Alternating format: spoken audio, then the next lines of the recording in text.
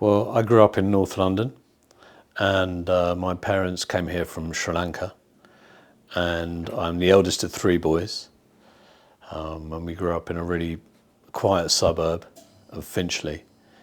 And the most significant thing for me really in my childhood was that when I was 4 years old, my mum lost her sight and became completely blind.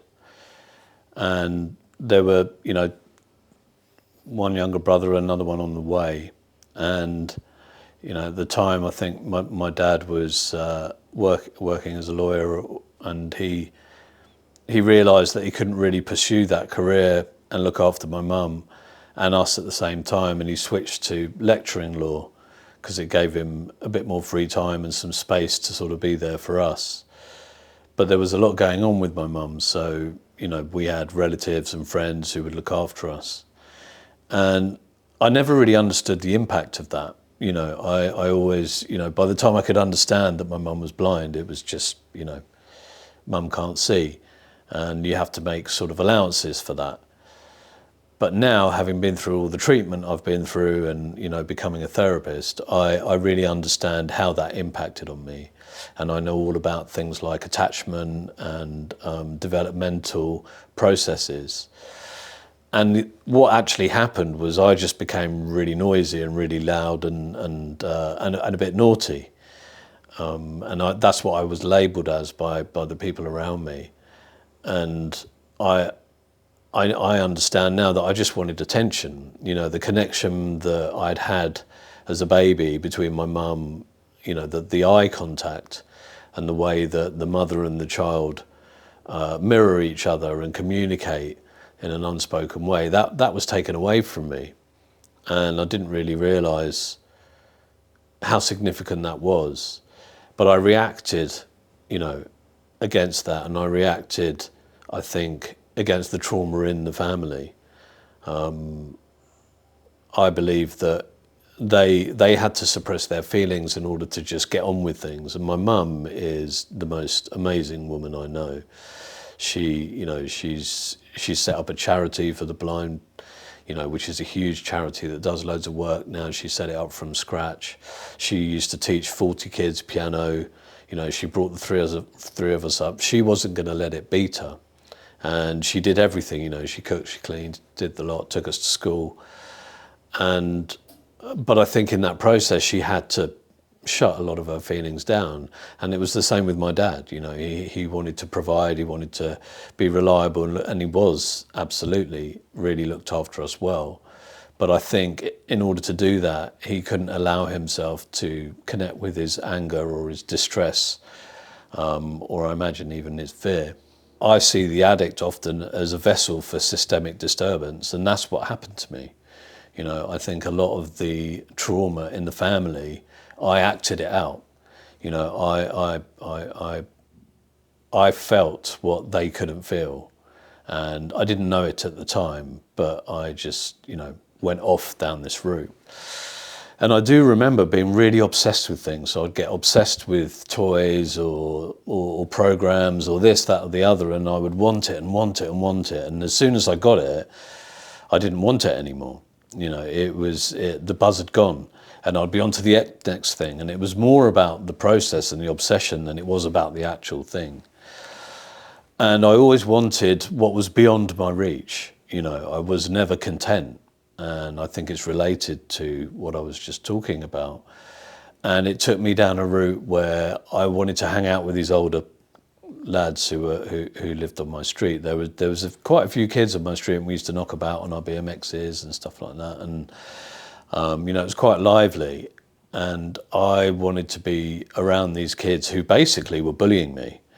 And I remember being told, you shouldn't go and, be around them. But I was fascinated, and even though they weren't being very nice to me, I wanted to be around them. But that led to, things getting quite violent, and then the violence, along with the violence came some sexual games that they introduced to our group. And then those two things at one point combined. And I was quite violently sexually abused by these two older boys who I think must have been around 15, 16, maybe a bit older. And it was immediately after that I picked up cigarettes. I remember being in my friend's garden and his dad was on a stepladder doing some painting, and I think the smoke must have got in his eyes, and he flicked his cigarette out and it landed right in front of me. And I just picked it up. I picked it up and I took a couple of drags on it, and it felt amazing. You know, I felt like, whoa, that's great. And then I said to my friend, oh, do you know where your dad keeps his cigarettes? And we found some cigarettes in an ashtray and stole a couple of those. And then I was off. You know, I was 9.5. I was in third year juniors, and I started smoking, you know, every day on a regular basis. And at the same time, I found my dad's whiskey, and I used to take a little bit of his whiskey and try and get a sip of his Guinness when he was having one. And, you know, I didn't understand that the anesthetic quality of the alcohol was actually having an impact and making me feel better, because I didn't even realise that I didn't feel good. But now looking back, you know, I was in a lot of pain, and the trauma of the sexual abuse, I'd kind of shut it down. It happened a few times, and each time I would just go home, I would fill the bath, I would watch the water turn pink, and then I would scrub myself off, I'd go straight to bed, I'd wake up the next day as if it never happened. And all I wanted to do was more cigarettes, you know, get some cigarettes from somewhere, you know. And then it was pornography. It was all those things, you know, those beginnings of addiction. Someone gave me a Metallica album and it just blew me away completely. It was like all the pent-up feelings that I had were coming out of the speakers, and I just connected it to it in a way that I'd never connected to anything before. And then I started looking up, you know, well, what was this music? Where was it from? And I remember listening to, you know, Hendrix and Pink Floyd and Led Zeppelin, and just drawing on all the different sources that I possibly could. And it was the best thing for me. And, you know, along with the, you know, cigarettes and the alcohol and pornography, that this music was just giving me something to live for, really. It was giving me purpose and passion, and I made up my mind really when I was about 12 that that's all I wanted to do. I just wanted to be in a band, and I wanted to, you know, I could feel that it was, I probably couldn't have put it into words at the time, but I could feel that it was healing something within me. It just felt so good. And even to this day, I can listen to really, really heavy music. And, you know, I love the band Slipknot. I can listen to them and fall asleep. You know, it relaxes me in a way that I think it agitates a lot of other people, including my wife. So I got into heavy metal and I started playing guitar. I picked up the electric guitar and persuaded my parents to buy me one, and started playing all the songs I was listening to. And it was also the time of the Stone Roses and Happy Mondays, so some of that, I got into the Smiths, and, you know, all these different influences coming in, but really based around playing music. And I got into a band. And then I found marijuana. I smoked my first spliff, and again, it was like smoking that cigarette the first time. I just loved it. It just made me feel complete. And I went on to sort of smoke a bit more and a bit more and a bit more. And by the time I was about 14, a lot of my friends couldn't get marijuana, but I had a contact. So I'd started basically buying a large amount and then sort of dishing it out, selling bits off to friends at school. And then I worked out that if I did that, I could get my drugs for free. And the drugs developed from there. You know, did acid, speed, ecstasy, all the standard stuff. And I just loved it. You know, I sacked off school completely and decided that I wasn't going to study, and actually the educational system was a complete, you know, a completely fraudulent waste of time. And I would just be in a band, and that's what I wanted to do, and that's what I loved. So I did. I was in a band, things were going really well. And then I got to 19, and I'd gone away to to Manchester for university, but I'd just been taking too many drugs and playing too much music to really do the academic work. And I left there after a year, and I came back. And a friend of mine, he had a band and they needed a drummer. They were using a drum machine, and he said, "Look, why don't you just come down and just hold down a beat for us? You know, I know you're a guitarist, but it would be really helpful." So went down and did that, and just really took to it. You know, I'd messed around on the drums, but I'd never really played as a drummer in a band, and it was just brilliant. I loved it. It was like I'd found my instrument, you know, out of the guitar, the violin and the piano. I'd now found the thing that I really wanted to do. And this band, we worked really hard. You know, we wanted to get that record deal. We wanted to, you know, do something significant and write some good music. So we just really worked at it. And I had a job, you know, I was working in a newsagent in Golders Green, and just to get the money in, and I was selling a bit of weed still. And we started to do really well. We started to get a bit of a following and some interest, and then before we knew it, we had a record deal. And we were rehearsing a lot and playing gigs up and down the country, and things were great. But it was the 90s, you know, it was the whole Kurt Cobain thing, and, you know, heroin was in the picture. And I hadn't really planned on it, but it came about and I wanted to try it, you know, and I arrogantly thought I could try heroin and not become addicted. And I was wrong. You know, I started dabbling, and I knew that if I injected, then I would never go back to smoking it. So I just smoked heroin. But after a while, I became physically dependent on heroin. And when I tried to stop, I started to get withdrawals. I didn't know what it was, and I was like, "Oh, I think I've got a cold." And, you know, someone said to me, "No, you're getting withdrawals. You're physically addicted to the heroin." And then I thought, "Oh, well, never mind." You know, we were having a great time, playing loads of gigs and partying a lot. And so I just carried on using, and even though I had a habit, managed to do everything that I needed to do. And then things started to change. You know, I always say that I started off, you know, a musician who dabbled in drugs, and I ended up a drug addict who dabbled in music.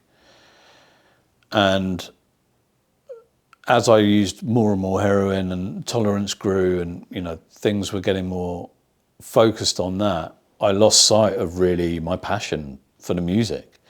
And I just started to turn into a junkie, really. For want of a better word, it was getting bad.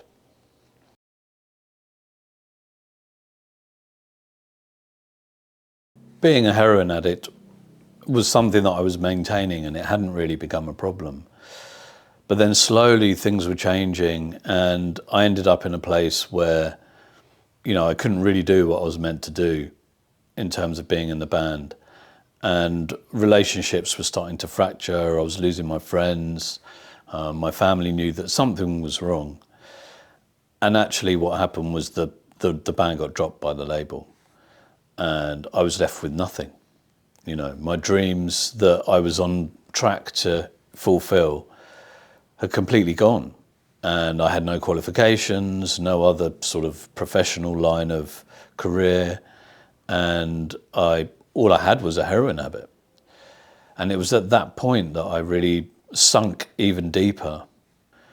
All I was doing was using. You know, I had a job. I was working in a Virgin megastore in the Brent Cross shopping centre, and I went to work every day. But all I was doing was making sure I could get enough money to buy my heroin at the end of the day, and then have enough for the morning, and then repeat the cycle. And it was going on and on like that, with nothing else in my life, and no hopes for the future. And then I started to lose a lot of weight, and I was 6.5 stone when I finally went into rehab. And I started to get ill, and my friends started to drift away, and I started to steal from my family. You know, I was often very desperate for money, and I was stealing from where I worked. I would steal anything that I could get my hands on, really. And one of the saddest things about that period was when I was about 16, I was supposed to be doing grade 8 on my violin, and my parents spent money on a decent violin because the teacher had said I needed one. And I think they'd spent about £2,000 on this violin. It was a beautiful violin. It sounded amazing. And in my desperation of the addiction, I sold the violin for £200 cash. You know, I just needed to score, and I was starting to clerk, and it was just something that I did without thinking. I feel very sad and regretful about that. I was crossing a lot of my own moral boundaries. You know, I like to think that I'm a pretty good person, you know, a kind of nice guy. And I was starting to do things that I would never have dreamt that I would do. And taking money out of, you know, as I said, my mum can't see. And I used to go up to her purse and take money out of her purse from where she was standing, you know, just a few feet away. And I would take money out of my dad's wallet, and they just couldn't trust me anymore. I tried to sell things from the house. You know, it really got that bad. And then I actually thought, well, I realised I was in a mess. By that time I was on methadone as well. So I'd gone to my doctor, I'd gone to the local drug service, I'd got a methadone script. It hadn't, you know, I thought, oh, if I get on this methadone script, it will sort out the physical withdrawals, and then I won't need to use heroin. But that wasn't the case. You know, yes, it did take away the physical withdrawals, but the psychological addiction and my lust for the drug just didn't diminish at all. In fact, it became greater and greater.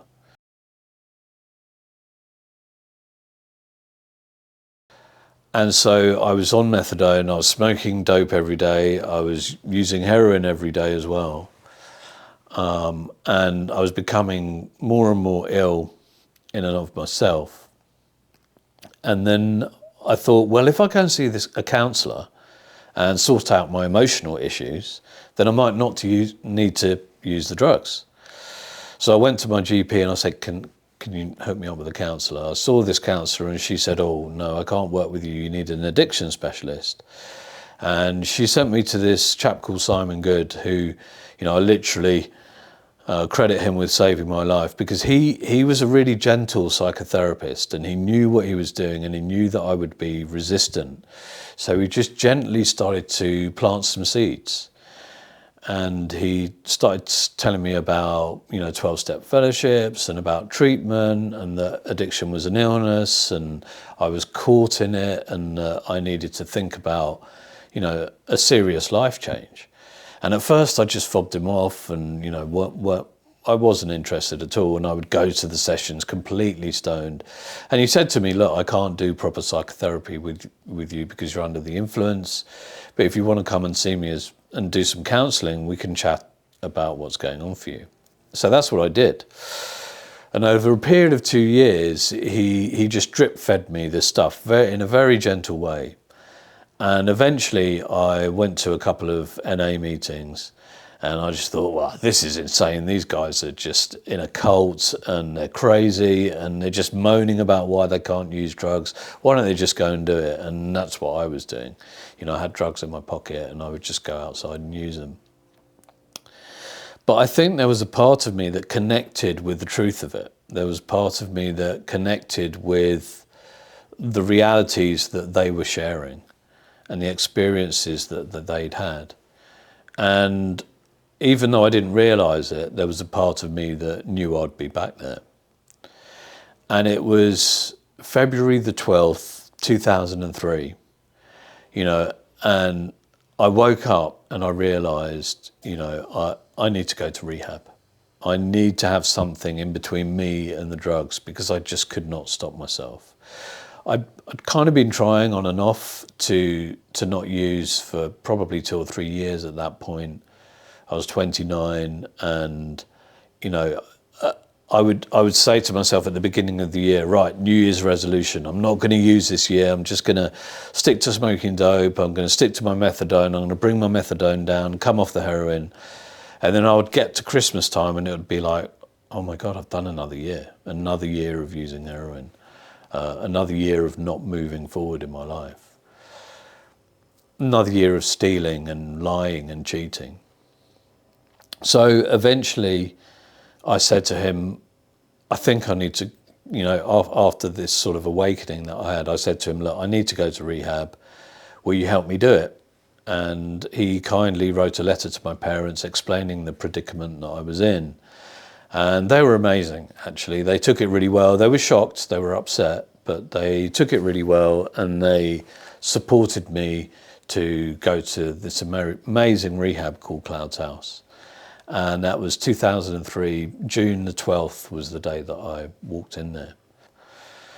And I went into this rehab absolutely terrified, and saw these 12 steps on the wall that I'd vaguely remembered from the meetings, and heard people talking in this therapeutic language that I didn't quite understand but started to grasp. And one of my first thoughts were, God, this is some kind of culty religious program. But then I was really fortunate. I was in a room full of 5 guys, and there was this a good friend of mine, a chap called Linton. He was in there, and he was an English guy who'd become a Buddhist and gone to Thailand and all those places. And I said to him, how do you get yourself around this God stuff? This sort of religious undertone to the 12-step movement.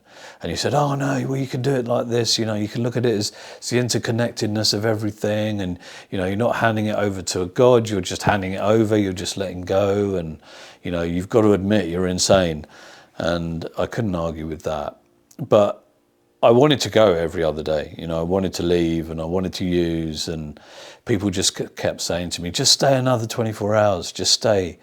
And in that rehab, there was this big long room where it was like a lounge and a dining room, and at the end of that room there was this plate that was framed. It was in a frame on the wall, and people said to me when I wanted to leave, and I said I was going to leave, they would say, go and read the plate at the back of the room. So I went down I remember going for the first time and looking at this plate, and it said, don't leave before the miracle happens. Didn't have a clue what that meant, but I just thought, okay, I'm just going to stay. If I feel like this tomorrow, I'll go. And invariably I'd feel better, and then I'd go through this cycle. But eventually everything started to click, and I started to realize, that I didn't have to use drugs, and that I could be okay sober. And it was quite a revelation to me. I'd been using a drug of one form or another every day since the age of 13. I'd been stoned every single day. And 17 years later, I'm having my first completely clean day of my adult life. And it was like coming out of a dream. It was like being reborn. It was recognizing and learning and hearing and seeing and feeling things that I'd not experienced before, not to my recollection at the time. And there were lots of things that came up when I spoke about my mum going blind. People's reactions were like, oh, that must have been really traumatic. And I was like, no, it wasn't. It was just, we just got on with it. And they were like, no, really, how was it? And I started to unpick all of these things. I talked about the sexual abuse for the first time ever. I hadn't spoken to anyone about it apart from one girlfriend that I'd had. I hadn't told anybody. And talking about it with people who had been through similar things, who had an understanding of what that kind of a trauma was, it really held me through a process of healing. And I began to heal. I began to feel better, and began to realize that I could have a life without drink and drugs, which was amazing to me. So I just literally took everything on board. I did what was suggested, and they said, go to 90 meetings in 90 days, find a sponsor, work the steps, get a service commitment, be dedicated to your recovery, and everything else can wait. And, I had some friends who I'd been playing music with in a band, and they were waiting for me, but I just said to them, look, I can't go back to those environments right now. I need some time just to solidify my recovery. And they were lovely. They just waited for me, until I was ready. And then I I worked a program. I did everything that was suggested. I think I went to a meeting every day for the first 2 years. I got every commitment you could possibly get. I worked on the NA helpline and supported people through that. And that gave me a taste of something that I'd felt when I'd come out of rehab. So I came out of rehab thinking, oh my God, those counsellors are great. And, Simon saved my life and I want to be a counsellor and I want to help other people. And there was a parallel with the music, with that thing of wanting to be in a band. I didn't really want to be rich and famous. I wanted to be in a band that did something special for some lost kid out there, like I was. And now I was being shown this thing where I could carry the message to the addict who still suffers, and I could help other people with my experience and support people who were struggling. And that was a really amazing thing for me and something that really drew me. So I remember speaking to my sponsor, who was a counsellor actually, and he said, look, just concentrate on your recovery. Just get a foundation, get yourself well. And if you still want to do it in 2 years' time, then you can try working in the field. So that's what I did. I think the treatment that I had worked for me and the program works for me for sort of a combination of different reasons. One was the timing. So I think if anyone had tried to get me to a rehab when I was, 19 or 20, there's just no way that would have happened. I think the gift of desperation, as it were, where I hit that rock bottom and couldn't take it anymore and was, upset about crossing my moral boundaries and really, really despairing, that was something that motivated me and brought me the willingness. And I think willingness is key. I mean, one of the things I say to my clients is, if you really want to get well, the key ingredient is your willingness. And if you're willing to take the guidance and try things and be open-minded and be honest with yourself and with other people, then you can get better. The other thing I would say is, I'm not here because of me. It wasn't me that got me clean. It was the people around me, the counsellors, the peers, the family, the friends, and the love that I got from people, the support. I think that's integral. And I was guided in the right way by people who were informed and knowledgeable around addiction and recovery. And I don't think I could have done it without that. I think there's many people out there suffering who just haven't found the right support. So that's key. I couldn't have done this without support. I didn't do this on my own, and I don't do it on my own today. We all need people and we all need love and care. And that's the one thing that really heals more than anything else.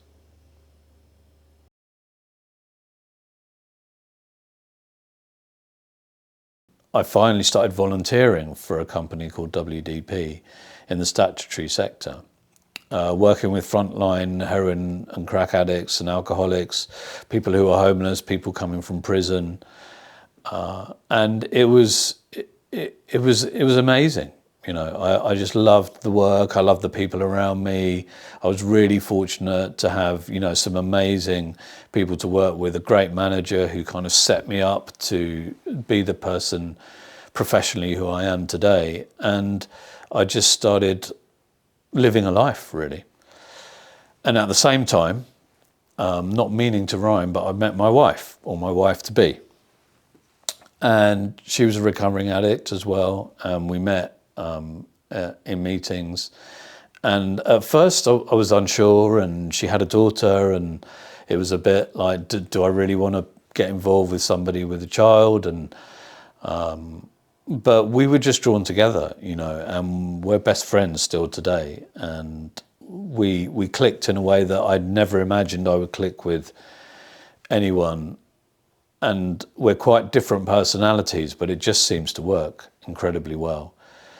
And so I fell in love, and that brought up a lot of stuff. A lot of the stuff that was underneath my addiction the emotional intimacy of that relationship triggered a lot of stuff, and I actually became quite psychotically paranoid. I thought she was going to cheat on me or leave me, and it became quite overwhelming.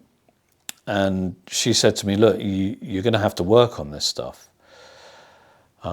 because otherwise it's going to ruin our relationship. And I said, fine. I went to therapy. So alongside this 12-step program that I was working quite rigorously, I started doing psychotherapy. I started as a client in psychotherapy. And what I learned was that, I had serious trust issues. The loss of my mum's sight and the loss of that insecure attachment that had been created in those early developmental years, and also the trauma of the sexual abuse, were kind of coming together to create this really, actually quite scary place for me in terms of a loving relationship. And I didn't know how to do it sober. But I did the work. I kept going to see this therapist. I kept working the steps. I kept doing everything that people were suggesting that I should do. And again, I started to heal. It was the layers of the onion thing. I got down to the sort of core wounds, did the work on them, and I started to get better. And the relationship improved, and I became a stepdad, which has been one of the most amazing things in my life. And being able to sort of support my stepdaughter and build a relationship with her in a way that is unique, absolutely unique, and just amazing, so rewarding, and build this family together out of the ashes of addiction. It was a beautiful thing, and I feel very lucky and grateful to have that in my life today.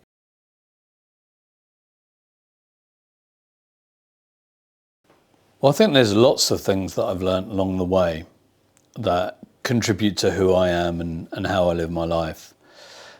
And there's a few different philosophies, but I guess the Buddhist thing really is quite significant for me. So I was born into a Buddhist family, and my dad was very involved in the Buddhist world. He was even the UK representative at one point, and he wrote a couple of books on Buddhism.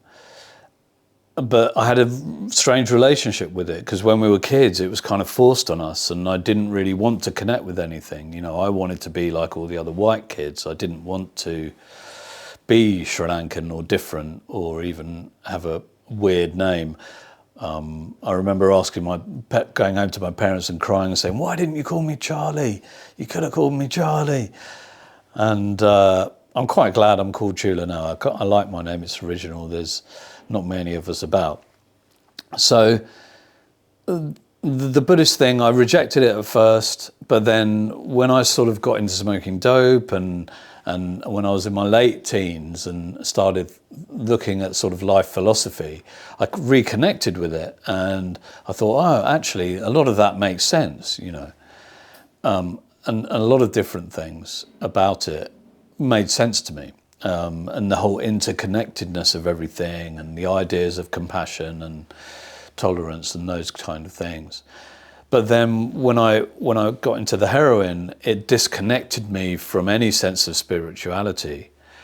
And I believe that, not only did I lose interest in anything like that, but I became very blinkered and nihilistic in the way that I looked at life.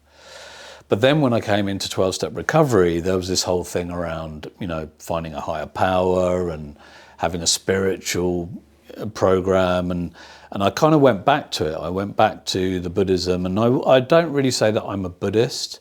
I would say that I come from a Buddhist family, and the philosophy definitely informs the way I look at life and the way I conduct myself. But one of the things that I use a lot in my work is how it links to the concepts of unconscious and conscious, and the way in which in Buddhism we talk about the conditioned mind, and we look at how every experience that we have as human beings colours the way in which we receive the next experience. So it's almost like, yes, we're the sum of our parts, but not only that, the order in which those parts came is really important, because it's almost like we get a lens, and then the next experience gives us another lens, then another lens, then another lens. So in the here and now, I'm looking at life through all these lenses, and each one has an impact on the next one or the one before it, really. And some of those lenses, like what happened, the things that happened to me when I was a kid, are really important. But then also finding the music, that's really important. And then, falling in love for the first time, that's really important. And then, getting clean and all those different things, they're really important lenses, and there's lots of less important ones in between. But the way I like to describe therapy is that I get people to start having a look at those lenses and understanding which ones are helpful to them and which ones haven't been so helpful, and which ones, if they were removed, how things might be differently or how one might feel differently. So it's a really important aspect to who I am and how I work and what I do in my life, and also how I treat the people around me. I think I've also learnt about codependency, and I know I have that inclination to want to rescue people and feel good about doing good. And I've learned that in that process I can abandon my authentic self and even neglect all of my needs just to meet somebody else's. So there's been a real sort of journey for me in learning to allow myself to be who I am and learning to love myself, really. A lot of the 12-step philosophy and the program itself and the structure that it brings has given me a structure for life. I say that NA, it saved my life, it gave me a life, and then it showed me how to live that life. And just the process that the 12 steps takes one through is, I used to think it was like this rudimentary therapeutic tool, but now, having learnt about all different kinds of modalities and therapeutic approaches, I think it's actually very advanced and quite complex in terms of the psychology that it takes one through the process of recovery and working the 12 steps. And there's that whole thing of recognizing, I had to recognize that not only am I powerless over my active addiction once I start getting embroiled in it, but I'm also powerless over the things that I can't change, people, places and things. And there's stuff in life that I can worry about and stress out about that I just have no control over. And there's other things in life that I can ignore, avoid or neglect that actually, if I put some effort in that direction, I can change things for the better. So the serenity prayer that's said at the end of 12-step meetings, God grant me the serenity to accept the things I cannot change, the courage to change the things I can, and the wisdom to know the difference. That's something that I use on a daily basis, because I can get really obsessed. My addiction hasn't gone away. Like I've kind of tamed it, and the drugs and alcohol have gone away, but it's hopped around into other things. And at the moment, I've got a real problem with sugar, and I was told that I was borderline diabetic, and I managed 8 months of abstinence and then relapsed on an Easter egg, and I've been in a relapse ever since. So I need to take that seriously. It's obviously not as bad as heroin, but if I don't deal with it and I allow my addiction to take me into unhealthy behaviors, then I will end up with diabetes, which I definitely don't want.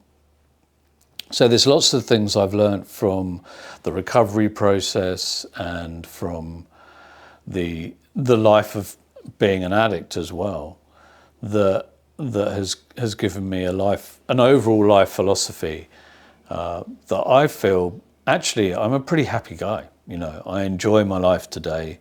I'm very grateful for the things that I have in my life and the people who are in my life.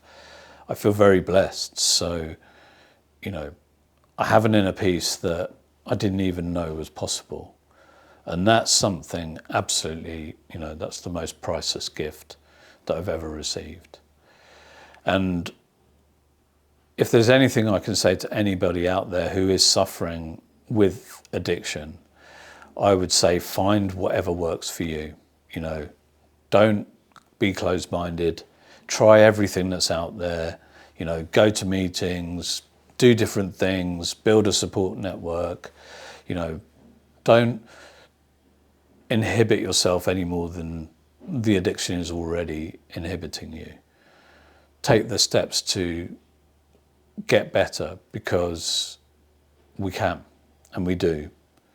And even in the depths of despair, we can pull ourselves out to a great life. You know, there is a great life waiting for you, but you just need to find the right way to do it and the right way to heal.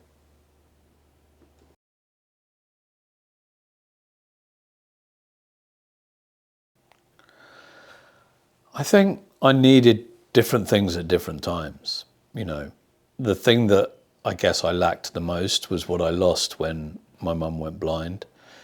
I don't think there was any real way to replace that. But how I responded to it by being this naughty kid, I think that could have been dealt with in a different way. But I don't hold any blame towards my parents. I think they did their very best, and they're absolutely amazing people. But they didn't have that understanding that my behaviour was a response to what had gone on. And I think had they had that knowledge, they perhaps could have responded differently. And that goes for the teachers, the other parents, you know, all the people around me. If they'd seen my behaviour as something that was a result of pain, I think they could have responded to it in a different way, which have led to me being held through a process of healing at an earlier stage. And I would hope that, you know, as a society, as a world, we're learning how to do that. But then if you look later on in my life, I think as a teenager, again, my school was very much one of those disciplinary, authoritarian type establishments.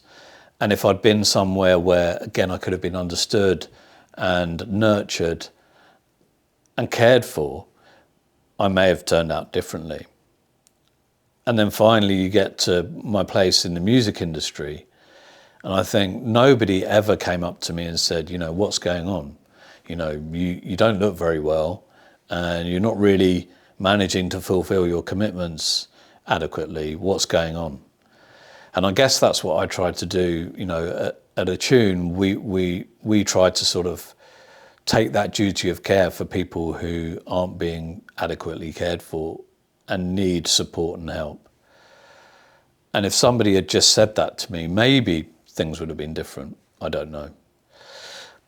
But like I say, I don't regret anything. I think everything that happened to me and everything that I learned and everything that I experienced makes me who I am today and informs the way in which I work. And that results in me being able to support people to get better. And I always say that they do the work and I just point them in the right direction. But at the same time, I do think that I have something of value to give. And that comes from how my life has been. So I wouldn't really change anything.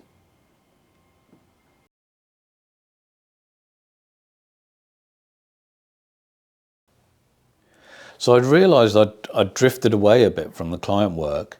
And whilst I loved managing people, I also wanted to get back into working with individuals and addicts who were still suffering. So I decided to train as a psychotherapist. And it was a really rigorous training. It was just over 3 years, and you have to do 100 clinical hours. And obviously I was in therapy anyway, but you pick apart everything. It was almost like 3 years of rehab. And I learned so much from it. But at the end of it, it was so grueling, and I was holding down a full-time job at the same time. I was like, right, I'm never studying anything again. But it's probably, apart from getting clean and coming into recovery and marrying my wife, it was you know, one of the best things I ever did, because it just opened up my world into a different sort of sector. So I'd been in the statutory sector, the voluntary sector, doing, you know, frontline work, but then I started working in the private sector, and I came to charter Harley St, and I met Anthony McClellan, who's become my business mentor and my guide, who's again one of those people who my life wouldn't be what it is today were it not for him. he helps me on a daily basis to be the person I want to be, and the professional that I want to be. And I started working on Harley Street, opened a private practice. You know, I feel really fortunate and grateful to have been able to do that, and started getting a caseload together. And it took a few years to build it up. And at one point, I moved over to the charity sector, and I managed a rehab called Steps to Recovery, where the treatment's free for people who are in the criminal justice system, or any addict really who needs help and doesn't have money but is willing to do the work. And it brought the two things together. So it took me out of the statutory sector. I'd been there for quite some time, but it also took me into this place where my own recovery and the 12-step philosophy were coming in together. And then this more clinical way of working with people in psychotherapy and looking at trauma, working with people with, who had lost parents early, people who had serious issues in terms of sexual abuse and trauma and all that stuff that people go to therapy for. If you name it, I've probably worked with it. It started to build. I started to get a good reputation, and I started to work with different people. And then there was one day when I was at a conference, on a panel at a conference, for another really important influence in my life, a chap called David Sharkham, who used to come into my rehab and do groups. And then, funnily enough, he then came into my team when I was at WDP and became one of my staff members. But I had been in a recovery band as well called the Should Be Deads, and we'd played at the World Convention in Barcelona because he was in a band called Rocky Recovery, and we became fast friends. And he was doing a panel where we were talking about our relationship with him, a few different people in recovery, and I got approached by someone from the charity Music Support. Music Support were initially a signposting charity for musicians who are suffering with mental health and addiction issues, but now they do a lot more. They have safe tents at venues and festivals, and they support people with actual treatment. And I became one of their psychotherapists, and I met my two good friends and colleagues, Matt Thomas and Samantha Parker, and we started working together at Music Support, and have now gone on to build our own business called Attune. And I'm the clinical director and co-founder with them at Attune. We provide mental health and wellbeing support packages for individuals in the entertainment, music and sport industries. And we have great fun doing it, but we also do some really, really serious work helping people who are in the depths of despair, as we all were at one point. And I can bring all the things that I've learned from my experience, not only in recovery, but also as an addict. I can bring all of that into the work that I do. And it's been really great to have it come full circle. So having been a musician in addiction, to then becoming someone in recovery, and then being a clinician who now helps people in the music industry, it really does feel like I'm where I was meant to be and doing what I was meant to do. And it's a real honor and a privilege to be able to do that. But I also feel that, I've earned my seat. I work hard, I enjoy the work, and I do my very best in everything that I do.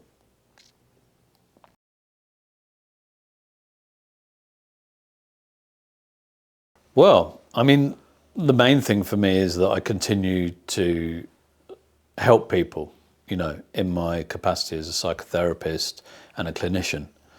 That's my number one thing. I suppose, secondly, I'd like to be earning enough money so my wife can stop working and be a lady of leisure. I'm hoping that's going to happen soon.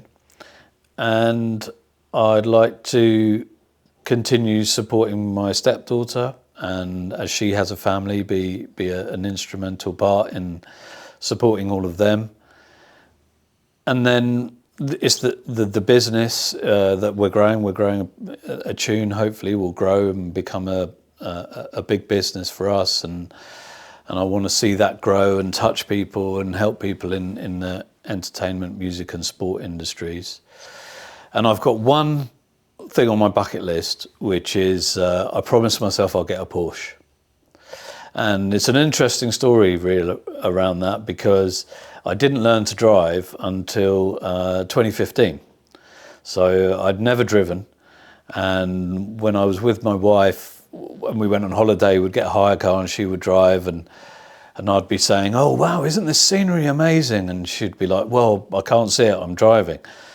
And it got to 2015, and after about, it was 10 years at that point, and she told all my friends and family not to buy me a birthday present, but instead give me money for driving lessons.